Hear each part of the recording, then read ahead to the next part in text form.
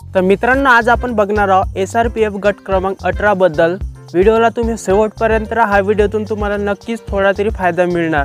तर चला व्हिडिओला आपण समोर घेऊन जाऊया।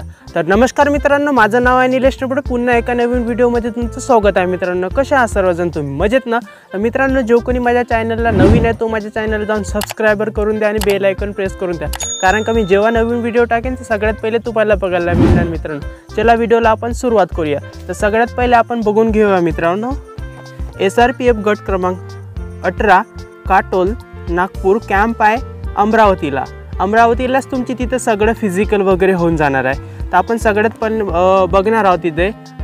तर ते 18 मध्ये जे भरती निघालेली आहे, तर तिथं तुम्हाला कोणत्या जिल्ह्यामध्ये मुलांना तिथं फॉर्म भरता येणार आहे। तर सगळ्यात पहिले तिथं 3 जिल्ह्यांच्या मुलांसाठीच भरती निघालेली आहे। सगळ्यात पहिले तिथे गडचिरोली, गोंदिया आणि चंद्रपूर।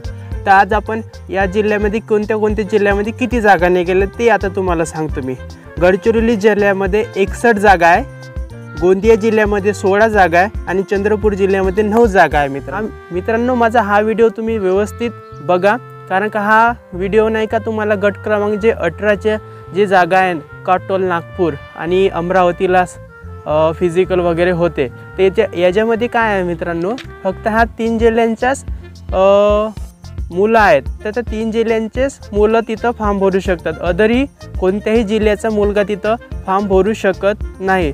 तर मित्रांनो, व्हिडिओ आवडला असेल तर माझ्या चॅनलला जाऊन सबस्क्राइबर करून द्या आणि जे कोणी माझ्या चॅनलला नवीन आहे ते प्लीज माझ्या चॅनलला थोडा सपोर्ट द्या। भेटूया आपण पुढच्या व्हिडिओला मित्रांनो। जय हिंद, जय महाराष्ट्र मित्रांनो। Okay, bye bye.